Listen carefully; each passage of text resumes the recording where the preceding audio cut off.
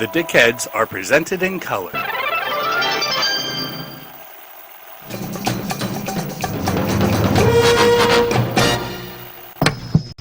Hey, Dickheads! We've got a special pink laser beam of truth for your eyeballs and ear holes. Today, an exclusive to YouTube, celebrating the first 10 years of Philip K. Dick's career. He did 16 novels in that time, and we gathered a panel of experts on Philip K. Dick to vote on what their favorites were, and we're going to give you the results. So, before we give you those results, let's tell you who voted in this poll. Of course, I did. Your three dickheads joining me tonight on my right. I think that's you, Anthony. No, you're the one in the room. I'm Langhorn J. Tweed. And joining us via the interwebs is... me, Anthony Trevino, so I finally don't have to sit next to David. Yeah, so I know the internet is really wondering if we actually hate each other. We just discovered, because somebody wrote us and asked us that. We do. Sometimes, yes. So, anyways, this panel, basically what we did was we all voted on our favorite PKD books and ranked all of the 16 books from the first 10 years. And the people who voted included the three of us, and also author D. Harlan Wilson, Brian Evenson, Evan Lampe, and editor Marissa van Uden. So we all ranked the books in order, and we're going to give you, we added up the amounts, and we're going to tell you what everyone together's votes combined to rank them. So, starting with... I would love to go first. I love going first. First is my favorite thing, other than second or third. Number 16. The Cosmic Puppets. The Cosmic Puppets begins like an episode of The Twilight Zone and then ramps up the strangeness and fantasy to epic level. Because the mystery is about more than one man or one town, this is a battle between gods. Following an inexplicable urge, Ted Barton returns to his idyllic Virginia hometown for a vacation. But when he gets there, he is shocked to discover that it has utterly changed. The stores and houses are all different, and he doesn't recognize anybody.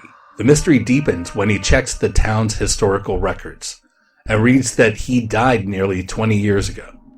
As he attempts to uncover the secrets of the town, Barton is drawn deeper into the puzzle, and into a supernatural battle that could decide the fate of the universe. Naked Gun joke right there at the end. Yeah, so pretty much everybody had Cosmic Puppets as their least favorite of the original 16. Universally hated Cosmic Puppets. Yeah, this is definitely my least favorite Philip K. Dick book, and I don't think we need to talk too much about it. Well, I'd like to talk about the redeeming qualities, which is basically just the bad guy. The kid who gets to control spiders and stuff like that. It starts pretty pastoral and nice, and then you find out he's a freaky, like brings this golem to life and stuff, and that part's good. The rest of it is just trash, and it involves some weird sort of child molesty stuff that's not good. Not good. Yeah, it's strange, and I don't think we are, being too PC to say, hey, this goes on for far too long about this 13-year-old girl covered in honey. Yeah, right. And so this was originally titled A Glass of Darkness, and Langhorn here has the original magazine that it was published in, Satellite Science Fiction, and it was really bad. So I didn't find very much redeeming. I know in the beginning, I think you guys actually talked me down from like justifying it a bit in the beginning. And the more and more I thought about this book, a lot of these Philip K. Dick books, the more I think about them, the more I like them. This is the opposite. The more and more I thought about the Cosmic Puppets, I was like, what was going on? And pretty much every cover you see for Cosmic Puppets, you're like, what the hell book is that? Yeah, because it's not the book that was published. None of the covers look like the Cosmic Puppets. Now, I'm sure there's some people out there, serious dickheads, who actually do like it. And good for you. Moving on. Yes. I would love to go first. I love going first. First is my favorite thing, other than second or third. Number 15. Dr. Futurity. When Dr. Jim Parsons awakens after a car accident, he finds himself in a future populated almost entirely by the young. But for the young to keep running the world, death is fetishized, and those who survive to old age are put down. In such a world, Parsons, with his innate desire to save lives, is a criminal and an outcast. For one revolutionary group, however, he may be just the savior they need to heal and revive their cryogenically frozen leader. When he and a group journey to 16th century California, what they find causes them to question what they know about history and the underpinnings of their society. With the jarring immediacy of a car crash, Philip K. Dick throws both the reader and the protagonist of Dr. Futurity into a bizarre future where healing is a crime and youth rules. And then he goes back to his life. It's terrible. It really does get too bogged down in the time travel aspect, and it's very reminiscent of the fact that there were certain points, I think, in Dick's career where he, thus far in the books we've read, where he is really angling for a lot of fantasy elements with the science fiction. Yeah. And as we go further along, we kind of see that dip off quite a bit. Yeah, these two especially are a lot of the fantasy elements. I mean, when we did Cosmic Puppets, we said it was basically a fantasy book and not a science fiction book at all. Yeah, and but this one does have a cum cube, which it does have the infamous spunk box. Yeah, it's true. Dr. Futurity, actually, I had it a lot higher than most other people on my list. I know you would have had every single one of them number one. That just in a straight line. Number one, because David read it like we were reading it in 1955. Anyways, the things I do like about Dr. Futurity is that I do think that there are a lot of really wacky and interesting concepts, and it's one of those ones where if you start explaining all the different things that happen in it, it does kind of feel like I don't know. I mean, it just feels like that there's some really interesting things going on. So. Yeah. Interesting ideas, but again, it gets bogged down in the fantasy white knight garbage that I just couldn't really buy into. But cool, cum cube. And the tribes didn't matter at all. There's a lot of elements that just didn't really play into the main plot. I think this is one that you could actually play with the concept in an unfaithful adaptation and make something interesting out of it. Yeah. And by the way, it was originally titled Time Pawn. And it was which is actually not a bad name, I think. No. Except it doesn't match the book because he's not a pawn. Yeah. And it was originally published as a much shorter novella, and he expanded it. So I'm not sure if the original Time Pawn novella is stronger. It's possible, but none of us... It's hard to find. Yeah, it's very hard to find because he took it out of print when Dr. Futurity got published as a full thing. I would love to go first. I love going first. First is my favorite thing, other than second or third. Number 14. The Game Players of Titan. Years ago, Earth and Titan fought a war and the Earth lost. The planet was irradiated and most of the surviving population is sterile. The few survivors play an intricate and unending game called Bluff at the behest of the slug-like aliens who rule the planet. At stake in the game are two very important commodities, land and spouses. Pete Garden just lost his wife and Berkeley, California, but he has a plan to win them back. That is, if he isn't derailed by aliens, psychic traders, or his new wife. The Game Players of Titan is both satire and adventure, examining the ties that bind people together and the maddening picadillos of bureaucracy, whether the bureaucrats are humans or alien. I can't even begin to remember anything you just said. It's Michael Caine in the gameplay is of Titan. Right. You do a pretty good Michael Caine, I have to admit. Thank you. All right, that's the last compliment you will ever get. Anyway, so we follow this guy who owns Marin County, and he's sort of, is he a jackass? I can't remember if he's a jackass or if he's like a normal kind of... I think they're all kind of jackasses. Yeah, and it turns out it's a plot.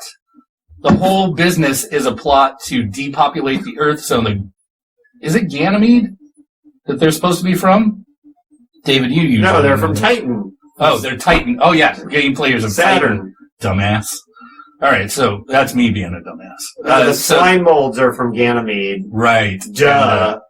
The slugs So the Titans are trying to take over the Earth and get rid of humanity. And so everyone's old and everyone plays a game for property. And in the end, they have this weird psychedelic experience and they don't win. The end. And there's some cool stuff with teleportation between Earth and Saturn. That was one of the neater parts of the book, in my opinion. Yeah, there are some neat parts in this. I like to... this is the one where he breaks down, right? In the middle of nowhere and goes to the gas station, and there's that chick with all the powers that, like, destroys the gas station attendant or something. Are you thinking... I remember so little about this book. No, remember she basically tears the guy apart. Yeah, the only thing I really remember is dude getting blasted in the face when he steps out of the elevator. Yeah, steps out of the elevator and the detective gets shot and stuff. And yeah, it's like, okay, so there's another 50 pages of these people playing a game. I think this one suffers from there are so many books that are better than it, rather than it's super bad. It just sort of is a little flat and a little out there and a little too fantasy, just like the other lower ones on this list. Yeah, there's some really interesting stuff how in the post-war time they're who controls what kind of property and how they control property and how they trade it through the games. It's kind of interesting, but it's not. It doesn't really hold together. Yeah, it's not fucking awesome. That's why it's number 14. 14. All right. I would love to go first. I love going first. First is my favorite thing, other than second or third. Number 13. The world Jones made. Precognition. A world ruled by relativism. Giant alien jellyfish. The world Jones made is a classic Philip K. Dick mashup, taking deep philosophical musings and infusing them with wild action. Floyd Jones has always been able to see exactly 1 year into his future, a gift and curse that began 1 year before he was even born. As a fortune teller at a post-apocalyptic carnival, Jones is a powerful force and may be able to free society from its paralyzing relativism. If that is, he can avoid the radioactively unstable government hitman on his tail. Am I remembering this book? Yeah, you are. And you nailing it. forgot the pollen Jews. The what? The pollen The single-celled organisms that are representative of Jews. Yeah. Oh, yeah. And so basically this book has a lot of really cool stuff and ideas in it. Like they go to that strange sex club with the hermaphrodites and the carnival acts, and then the Mariner edition promised me a nuclear-powered assassin and gave me dick all to do with it. Breathing heavy, sweating, and getting shot. Yeah, he gets his head cut off. Oh, gets his head cut off, yeah. Yeah. This book sounds way cooler when you talk about it. Yeah, because it sounds cooler when you read it in the back flap. But basically, I don't know, that's World Jones made, and it's kind of what I think I might have had it higher on my list, but... Yeah, I think that the three of us had it higher on the list than the others, but... I had it pretty far down there. Well, I will say... Just say it. Dick's original title was Womb for Another. Oh, God. And, Womb for Another. But here's the thing. I do think the weirdest thing about this book for me is the fact that he basically was trying to make the point that Hitler is bad. And I know in our episode we talked a lot about that because it just seemed like you wouldn't need to make you don't need a whole novel to to explain why Hitler is bad. Yeah, because Jones is supposed to be kind of a stand-in for like kind of a goofier version of Hitler, and the pollen creatures are supposed to represent Jews and that kind of thing. But the metaphor doesn't really hold up. Oh, yeah. I remember now. The book boils down to Hitler bad. Right. Yeah, right. Hitler bad. This was his second novel, and it was 1955. However, no excuse. No excuse. I mean, Hitler was only 10 years from a cyanide pill at that point, so, you know. Next. I would love to go first. I love going first. First is my favorite thing, other than second or third. Number 12. The penultimate truth. In the future, most of humanity lives in massive underground bunkers, producing weapons for the nuclear war they've fled. Constantly bombarded by patriotic propaganda, the citizens of these industrial anthills believe they are waiting for the day when the war will be over and they can return above ground. But when Nick St. James, president of one anthill, makes an unauthorized trip to the surface, what he finds is more shocking than anything he could imagine. I remember having this higher on my list because I actually really enjoyed The Penultimate Truth. I think that it kind of falls apart at the end, though, right? A lot of Dick's books fall apart at the end if we're being honest. But it becomes that time traveling assassin thing, and the time traveling kind of it was always you were this person, blah blah blah type of thing. Yeah, I think the problem with The Penultimate Truth is that it has a really neat concept at the beginning with the lie and the whole like we're living underground, but it's fake. It was all really interesting, but when we introduced the threads with the time travel and stuff that shouldn't have had anything to do with the rest of the book. Oh, well, I think I remember my biggest issue with the time travel stuff was the fact that it really doesn't make sense that they would go and plant the artifacts that they're trying to plant. Right. Right? Yeah, which is a failed plan ultimately anyway. Yeah. And we should note that The Penultimate Truth was actually Philip K. Dick's choice for title. Don Wollheim allowed him to title this one, which was interesting because the title is so weird with it's the almost last truth. Another fun fact that I learned while I was in Fort Morgan from Tessa Dick was that he had started working on a sequel called The Ultimate Truth. Oh, really? Is that something that never got published, or? Well, I don't think he even got past maybe some notes about it, but she did say he was working on it. Oh, okay. Interesting. Well, yeah, and I do think that there is a lot to really like about Penultimate Truth, which a lot of it comes from the original concept was explored in a short story called The Defenders, which was written during 1953, his like gonzo year of short stories where most of Electric Dream episodes came from. So, I mean, and that story is really great. Defenders. Yeah, the short story is. The short story is great. It's a perfect distillation of the concept of the whole like we're being lied to. It's really actually super nice up there. It's not a nuclear wasteland, and the robots were lying to us to try and. Which thematically at the time was everywhere. Yeah, it was a post-apocalypse or some kind of oppressive environment where there is something nice outside of that environment, but no one's allowed to go there. Yeah, and that's kind of a neat twist, but it's funny because when you read Penultimate Truth, it's like, that's a neat twist that's given away very early in the book. So, where do you go from there, you know? Right. I don't know. But I do really enjoy Penultimate Truth, but it's still pretty low on my list, too. I would love to go first. I love going first. First is my favorite thing, other than second or third. Number 11. Solar Lottery. In 2203, anyone can become the ruler of the solar system. There are no elections, no interviews, no prerequisites whatsoever. It all comes down to the random turns of a giant wheel. But when a new quizmaster takes over, the old one still keeps some rights. Namely, the right to hire an unending stream of assassins to attempt to kill the new leader. In the wake of the most recent change in leadership, employees of the former ruler scurry to find an assassin who can get past telepathic guards. But when one employee switches sides, troubling facts about the lottery system come to light, and it just might not be possible for anyone to win. It's kind of like part of the reality show of it, kind of thing. And then there's other people searching for heaven.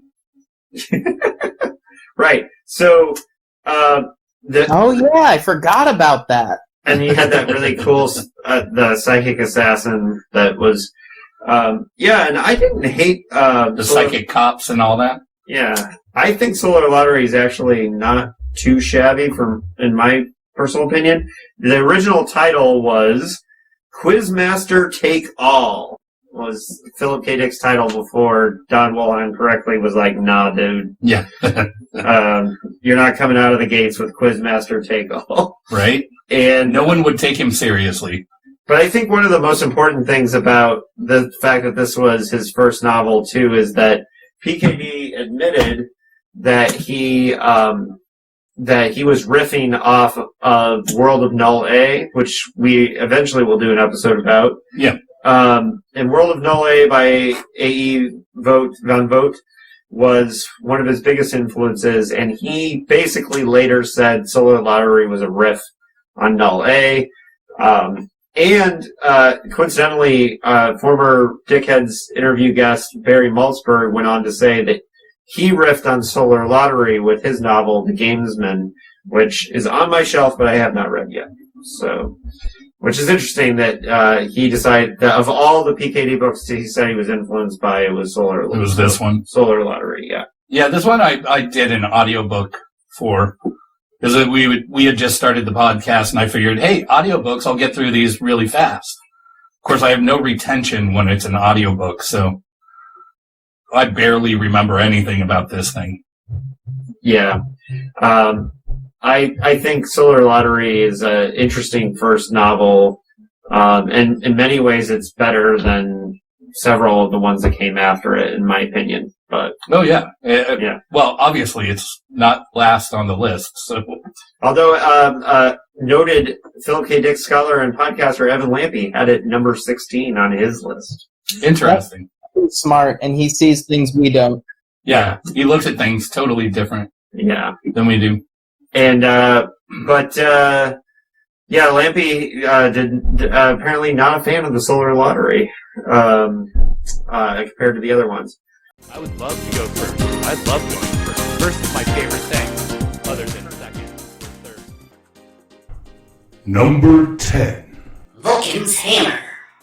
After the 20th century's devastating series of wars, the world's governments banded together into one globe-spanning entity, committed to peace at all costs. Ensuring that peace is the Vulcan supercomputer, responsible for all major decisions. But some people don't like being taken out of the equation, and others resent the idea that the Vulcan is taking the place of God. As the world grows ever closer to all-out war, one functionary frantically tries to prevent it, but the Vulcan computer has its own plans that might not include humanity at all. Until they attack. So that's cool. But basically, this one is a straightforward action sci-fi novel. And I think that's why it gets so much hate. Is it doesn't have any of the weirdness, any of the humor, the off-kilter humor, or those kinds of things that PKD is famous for. You know, it's just pretty much a run-of-the-mill 60s sci-fi book. Yeah, I think one of the things that's interesting to me about the Vulcan's Hammer is that it's the one that feels the most like a Philip K. Dick movie, if you get my drift. In the sense of that there's a difference between the movies that are out there that are based on Philip K. Dick's work that have a kind of a certain action-y feel and more of a like kind of paranoia on the run kind of thing. Mm-hmm. And I think Vulcan's Hammer, one of the things that's interesting about Vulcan's Hammer is that it feels more like that. Yeah, and it has the paranoia of office politics and governmental politics where you never know who's on your side and who's who's going to stab you in the back and stuff like that. I mean, to me, that was really interesting. It is really interesting that we had it as high on our list because most of our experts are dickhead experts. Yeah, a lot of people consider Vulcan's Hammer to be Philip K. Dick's worst novel, which is bananas. And it is bananas. Absolutely. I didn't dislike Vulcan's Hammer nearly as much as I think a lot of other people did. Yeah. Nor should you. Also, sorry about the beeping outside. There's a tweaker that goes stand in his doorway and then consistently locks his car over and over and over again. Oh, I used to live with a guy like that. It's fucking obnoxious. Anyways, Vulcan's Hammer is surprisingly at number 10 on our list. I would love to go first. I love going first. First is my favorite thing, other than second or third. Number 9. The Simulacra. On a ravaged Earth, fate and circumstances bring together a disparate group of characters, including a fascist with dreams of a coup, a composer who plays his instrument with his mind, a first lady who calls all the shots, and the world's last practicing therapist. And they all must contend with an underclass that is beginning to ask a few too many questions, aided by a man called Looney Luke and his very persuasive pet alien. In classic Philip K. Dick fashion, the Simulacra combines time travel, psychotherapy, telekinesis, androids, and Neanderthal-like mutants to create a rousing, mind-bending story where there are conspiracies within conspiracies and nothing is ever what it seems. Or other planets, I think. Yeah, Revolution's End. This is a fucking really weird book. PKD loved it. This is the one PKD loved because it had so many characters, right? It has 56 named characters. I had more characters in that than any other book I wrote. And it's a special episode of Dickheads because we had Cody Goodfellow as our guest, and it's also the first episode where we coined the term Dick's Divorcepedia. Right. Really? So, yeah. Was first use of Divorcepedia. The first use of Divorcepedia. So, kind of an important episode there. But I like the Simulacra, which was originally, Dick's original title was First Lady of Earth. Mm. And it's definitely a fix-up of a couple short stories, but, yeah, I enjoyed Simulacra. I think it's kind of boring in its construction, but there's so many... No, it's nonsensical in a lot of ways. Yeah, but I actually... Like, who's the powers that be? What's going on? Yeah. All of a sudden, there's a group of people that run the country that we aren't privy to prior to them being introduced. And a fucking Chuck band playing classical Which music. they never get to play. The band never gets to play. You know, it's kind of dumb. Yeah, but there are some really hilarious moments, and I think Simulacra, I think people missed the point that it was meant to be weird and funny. I think so. I think some people took it a little too seriously, but yeah, that's number 9, First Lady of Earth. Number 9? I mean Simulacra. I would love to go first. I love going first. First is my favorite thing, other than second or third. Number 8. Dr. Blood Money. What happens after the bombs drop? This is the troubling question Philip K. Dick addresses with Dr. Blood Money, or How We Got Along After the Bomb. It is the story of a world reeling from the effects of nuclear annihilation and fallout. A world where mutated humans and animals are the norm. And the scattered survivors take comfort from a disc jockey endlessly circling the globe in a broken down satellite. And hidden among the survivors is Dr. Blood Money himself, the man responsible for it all. This bizarre cast of characters cajole, seduce, and backstab in their attempts to get ahead in what is left of the world. Consequences and casualties be damned. A sort of companion to Dr. Strangelove, an unofficial and unhinged sequel. Dick's novel is just as full of dark comedy and just as chilling. Earth's diurnal movement or whatever. Ooh. Yeah. Earth's Diurnal Course was the title that... A Terran Odyssey was a part of the full title that Philip K. Dick wanted to name Dr. Blood Money, which, by the way, has nothing to do with Dr. Strangelove. And that's why Don Wollheim originally... Cash grab for the title. That's all it is. Right. Right. So Don Wollheim wanted to call it Dr. Blood Money because he thought they could ride the coattails of very popular film that year, Stanley Kubrick's Dr. Strangelove. As Larry put it, it's about a flipper baby with an agenda who's also psychic. Right. So, Fun. yeah, and I think, I like the novel. I think it could have been a little tighter. I do like the dark aspects of the nuclear war story, and I'm a sucker for post-apocalyptic, so I definitely enjoyed that aspect. This one just had... The problem with this one is that everything has changed after the war, except for the people. There's no real effects to anyone. They're like, wow, those bombs really did come down fast. Thank God I don't have to suffer through anything except a little hazy daylight now. Well, yeah, San Francisco gets fucked, but right in Marin County, it's fine, and that is kind of a weird aspect of it. But you know, the Bill, the twin, was an amazing character, and I really like well written. Yeah, I don't remember the astronaut's name, but I did like. Yeah, he was good too, and I did like that aspect of the story. But I like Dr. Blood Money, and I actually had it higher on my list than really. People. I think I had it just about here, if not one back. Yeah, I had it higher on. I think I had it at like 6 on my list. I would love to go first. I love going first. First is my favorite thing, other than second or third. Number 7. The Man Who Japed. Following a devastating nuclear war, the Moral Reclamation government took over the world and forced its citizens to live by strictly puritanical rules. No premarital sex, drunkenness, or displaying of neon signs, all of which are reinforced through a constant barrage of public messaging. The chief purveyor of these messages is Alan Purcell, next in line to become the head of the Propaganda Bureau. But there is just one problem. A statue of the government's founder has been vandalized, and the head is hidden in Purcell's closet. In this buttoned-up society, maybe all a revolution needs is one really great prank. Man Who Japed. Oh yeah, who japed. This was the first of Dick's novels where he actually got to use the title that he wanted.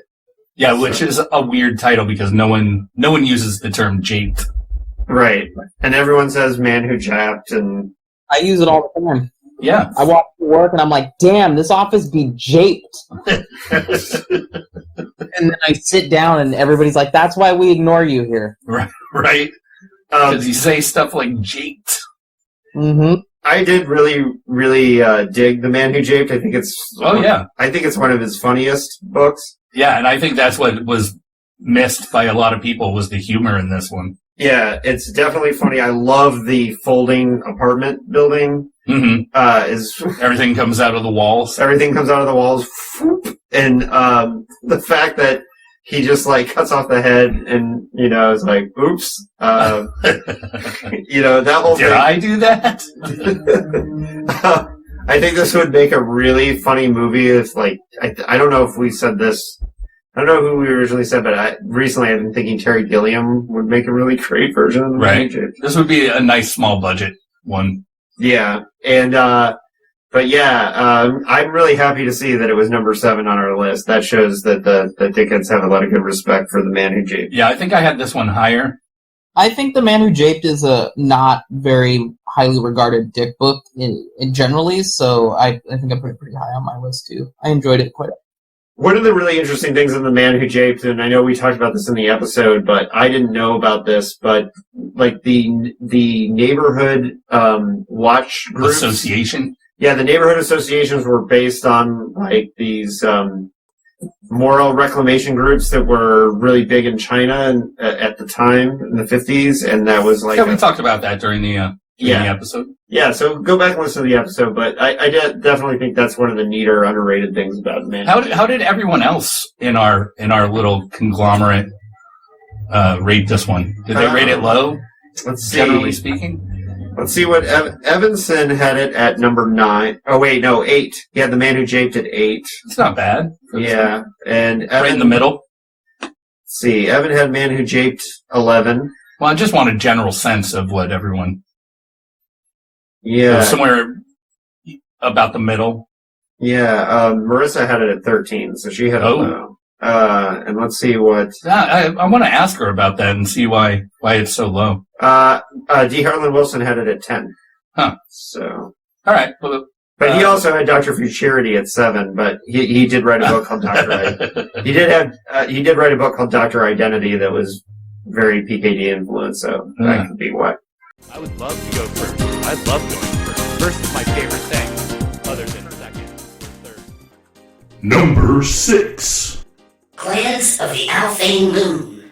For years, the third moon in the Alphane system was used as a psychiatric hospital. But when war broke out between Earth and the Alphanes, the hospital was left unguarded, and the inmates set up their own society, made up of competing factions based on their particular mental illnesses.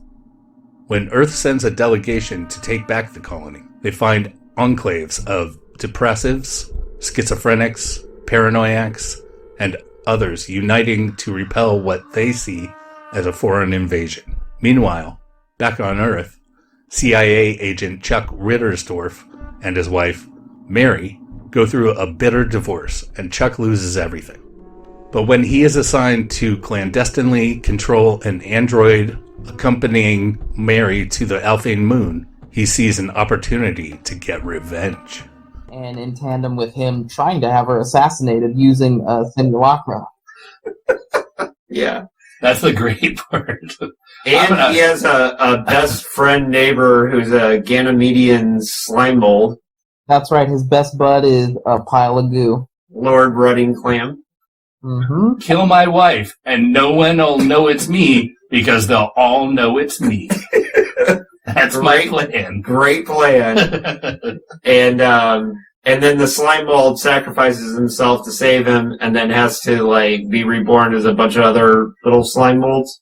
Yeah. Yeah.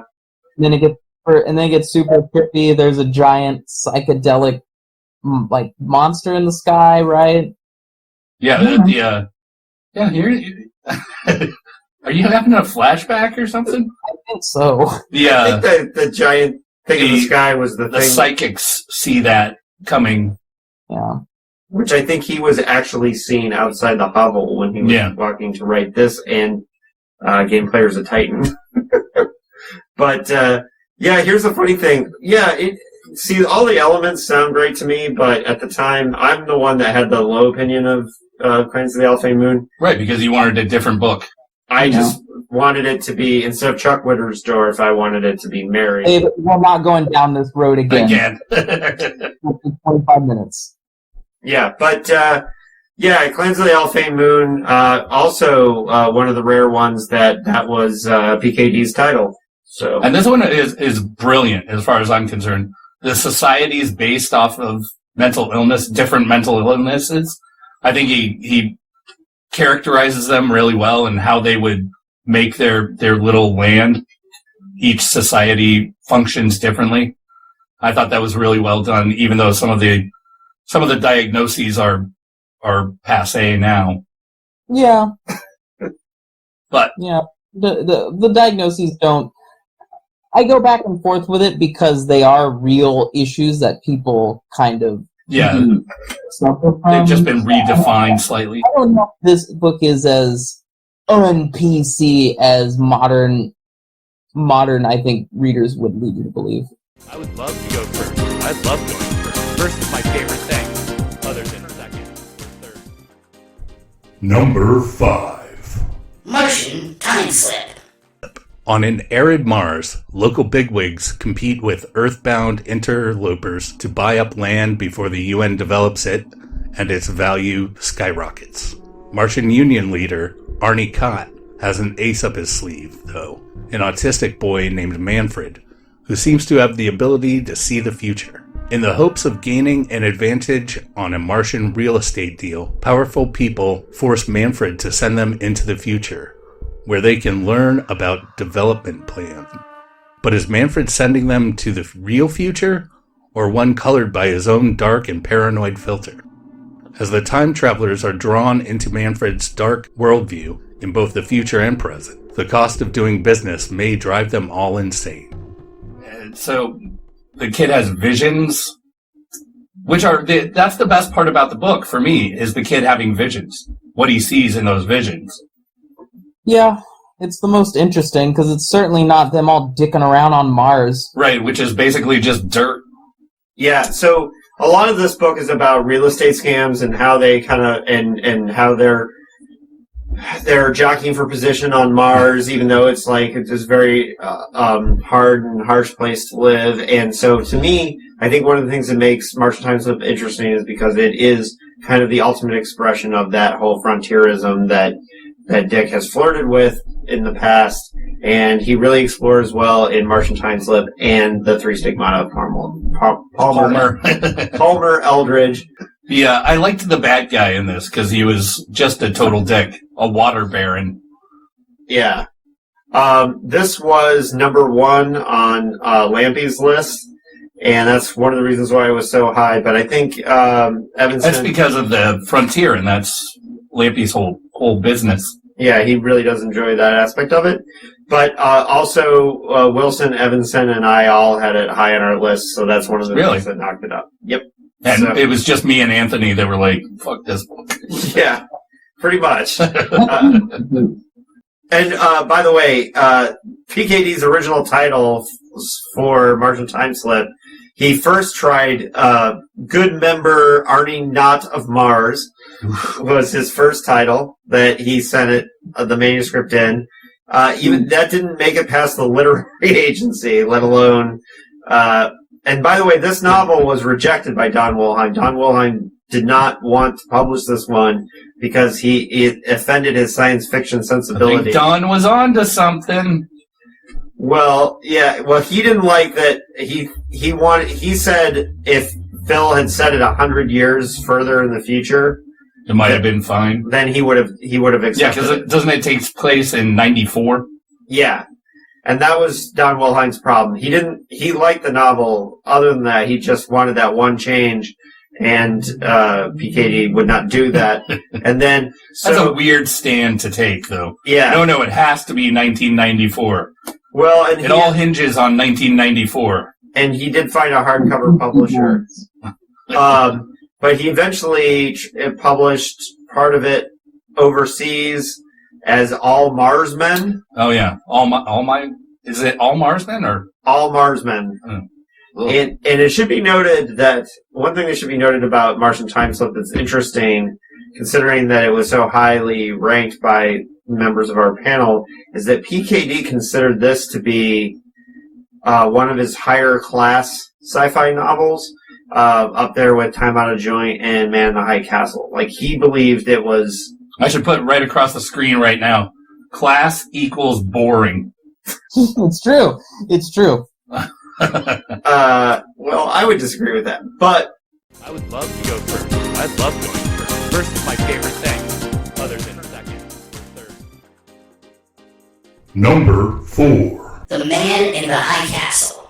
It's America in 1962. Slavery is legal once again. The few Jews who still survive hide under assumed names.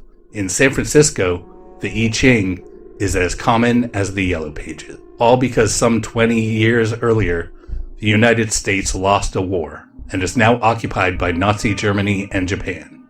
This harrowing, award-winning novel is the work that established Philip K. Dick as an innovator in science fiction while breaking the barriers between science fiction and the serious novel of ideas. In it, Dick offers a haunting vision of history as a nightmare from which it may just be possible to wake. In a reality where Germany and Japan have won the war, and we have a neutral... Italy, not so much.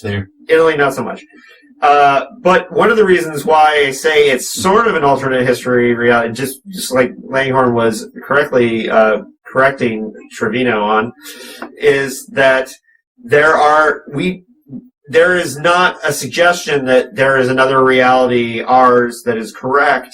It is basically about the falsehood of the narrative of history. It's basically what Man in the High Castle is about. But anyway, so there's a guy who's wrote this book about this other world, and The Man in the High Castle. he's the Man in the High Castle. The end. The end. And Which is basically how the book goes. I mean, you meet the Man in the High Castle, the book ends. That's pretty much it. right, which is interesting that it's been turned into 4 seasons of a Of a television TV show. on Amazon, but Well, because there's the grain of a good idea in there. I mean, I liked the novel a lot more than Anthony did, and a lot less than David did. But there's a grain of a good science fiction story in there. In this alternate reality where you don't know if it's the real world or what it is. But yeah. And I think the novel hinges a lot on the Japanese main character, Tagomi, who he has, there's a scene where he kind of fades in and out of reality, and I think that's one of the best. Scene? Yeah, that scene is amazing and well done on the television show. Yeah, I just wish it was more of the book. Yeah. And I can see why some people would not like Man in the High Castle, because it's not an action-adventure story, really, and it is really just a philosophical look at history, and that isn't necessarily the most exciting kind of story, but as far as provoking thoughts and ideas, I think Man in the High Castle is incredible, in my opinion. Right. And I think it's one of his best. I would love to go first. I love going first. First is my favorite thing, other than second or third. Number 3. Time out of joint. Raggle Gum has a unique job. Every day he wins a newspaper contest. And when he isn't consulting his charts and tables, he enjoys his life in a small town in 1959. At least, that's what he thinks. But then strange things start happening. He finds a phone book where all the numbers have been disconnected, and a magazine article about a famous starlet named Marilyn Monroe, whom he's never heard of. Plus, everyday objects are beginning to disappear and are replaced by strips of paper with words written on them, like bowl of flowers and soft drink stand. When Raggle skips town to try to find the cause of these bizarre occurrences, his discovery could make him question everything he has ever known. Actually, we don't know if he blows up the Earth, but we know he decided to join the lunatics. I love Time Out of Joint. This is a great book. This is great. This is a masterpiece. It might not seem it to some people now because everyone knows the Truman Show and all that. But there was no Truman Show. There was no Truman Show when this was written. It's a really cool idea. It's well executed. It's he gives hints very well in this. He doesn't just blurt it out, that he's in a secret world or anything like that. This is really builds the tension around what's going on, the paranoia. This is the first. It's a really well written book, but it's not a book for me. I liked it, but I didn't love it. Oh yeah, where'd you put this? I don't even remember. Yeah, somewhere in the middle, probably. Somewhere in the middle, yeah. So I think it's important to know too that this is the first book that PKD did outside of Ace and Don Wollheim. Yeah, and you can learn more about those facts if you listen to the episode. Right. But I think that has a lot to do with why I think he was getting stronger editing. Right. A different kind of editing. And it's funny that it was marketed as a novel of menace, which I don't even know what that means. What does that mean? What does that mean? I think what they were just trying to capture that paranoia aspect, but a novel of menace doesn't do that. No. But I did the slips of paper. That was pretty good, where things are just turning into slips of paper in front of him, like doors and that vending stand. Mm-hmm. And, the twist actually worked for me when I read this because I had no idea what it was about. Right. And so when everything... Oh, no, you had guessed a different way. Yeah, that's that right. it was going. Yeah. And then, so when it did happen, it did really work for me. Good stuff. Like Anthony says, you should really watch this episode or listen to this episode. I would love to go first. I love going first. First is my favorite thing, other than second or third. Number 2. Eye in the Sky. When a routine tour of a particle accelerator goes awry, Jack Hamilton and the rest of his tour group find themselves in a world ruled by Old Testament morality, where the smallest infraction can bring about a plague of locusts.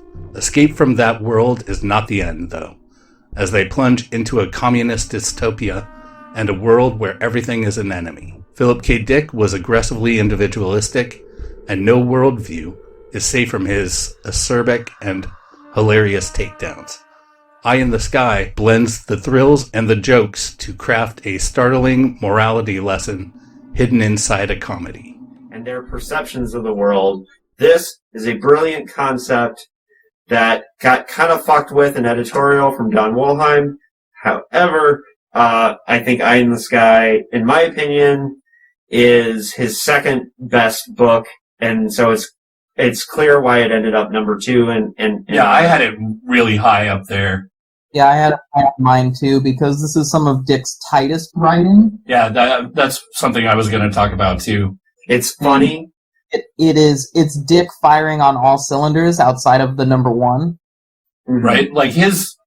And it's also important to note that this, all the things that they experience while they're slipping in and out of each other's perceived realities only takes place within, I think it's supposed to be, only 15 minutes, if not less. Yeah. It's really quick.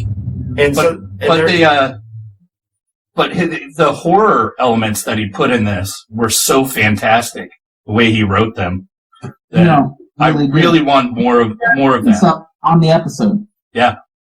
Yeah, and I think what's cool is that he's able to, with this book, not only tell a really good story that's structured well, that's funny, that it also gets into all kinds of different themes and ideas by addressing them in different realities, which is really well paced because you spend more time in the first reality that you think you're in, and then the way he paces that is great. But I think the things that make it not number 1 is that we don't get to see everybody's reality, and that whole change from Christianity to Baha'i is kind of stupid. Yeah. No, it's yeah. Yeah, and that's just that Don Wollheim didn't have the guts to release a book that criticized Christianity in the way that. And this was early enough in PKD's career where we talk about this on the episode, is that he didn't have the guts to say, no, I need to write it this way and it's got to be this way. Yeah. It has to be 1994. Yeah. So unlike when, Martian Time Slip, when the year was so important to him that he said no to Don Wollheim. Yeah. Right. I would love to go first. I love going first. First is my favorite thing, other than second or third. Number 1. The Three Stigmata of Palmer Eldritch. On Mars, the harsh climate could make any colonist turn to drugs to escape a dead-end existence, especially when the drug is Candy, which transports its users into the idyllic world of a Barbie-esque character named Perky Pat. When the mysterious Palmer Eldritch arrives with a new drug called Chew-Z, he offers a more addictive experience, one that might bring the user closer to God. But in a world where everyone is tripping, no promises can be taken at face value. This Nebula Award nominee is one of Philip K. Dick's enduring classics, at once a deep character study, a dark mystery, and a tightrope walk along the edge of reality and illusion. And then he comes from space and he's like, Chew-Z's way better. You can only take it once and you'll be high as fuck for as long as you like, and everything is perfect, and you don't have to be a doll. The thing about Palmer Eldritch's drug is that it gives you the perceived ability to freely roam in an alternative stuck inside a Barbie doll. Only puts you into the reality of those two, the two dolls, the two Barbie dolls. Yeah. And so, but we find out that fucking Palmer is a dickbag. And it's a Trojan We horse. went over this on the episode. I don't know if he's a dickbag, but Right. But he wants to take over. And so then he doesn't. The end. So But yeah, in the middle is a bunch of stuff. Well, we did an episode on it. That's enough. yeah, we did. And so that's it. That was our number one. yeah, it's definitely a novel about a bad acid trip, and it is Kind of definitely reads that way. Yeah, it reads that way. It's his most assured piece of writing in the first 10 years. It's the one that just really is perfect in every way and has very, very few flaws. And Yeah, I almost gave this a perfect score. yeah, it's definitely you know what's funny is that when we got to Three Stigmata, I was almost surprised it was so early in his career. I just in my brain I'd always assumed that it was later in the 60s around the Ubik and Right. 200's Dream era. I was surprised that we got to it so quickly. That he was so good so fast. And I mean, this is 10 years of writing novels. And, you know. and he wrote Clans before it, but he wrote Crack in Space after it. Which, And we will not discuss that yeah. But thing. yes. So he's definitely kind of up and down at that time, but it was just it is a true masterpiece, and I think to me, Time Out of Joint and Eye in the Sky and Three Stigmata are the ones you can call masterpieces. I think it's a well-deserved top three. Yeah. Even though I placed other books higher on my list, I think these are the best of the three. Yeah. I got more out of other books. Yeah, but these are the three best written. But Three Stigmata is one of the biggest, one of my most influential books of all time. Yeah, just in general. For me, absolutely. As an author or as a human? As an author, right? Oh, yeah. That makes sense. And me personally, I would add Martian Time Slip and Man in the High Castle, but as like a top 5 that I think are his best work of this era. But me personally. Right. Well, there's our list. That's the first 10 years. So, watch our episodes. Read Philip K. Dick books. Yeah, if you disagree with us, comment here on the video. Tell us we're a bunch of PC dickbags, which apparently is a popular opinion. Which at least 1/3 of us are. Yeah, and you feel free to do your rankings in the comments underneath. He's talking about you, David. But yeah, do your rankings in the comments. Let us know what you think about the first 10 years of Phil K. Dick. And Anthony and I will be sure to tell you you're wrong. I mean, that sounds like us. And rate, subscribe, smash like buttons. Is that what influencers say? I don't think anyone says that in real life. Smash that like button. Be sure to give us a 5-star rating. Look over here. There'll be another video. So keep it paranoid, everybody. Stay paranoid. Stay paranoid. All right.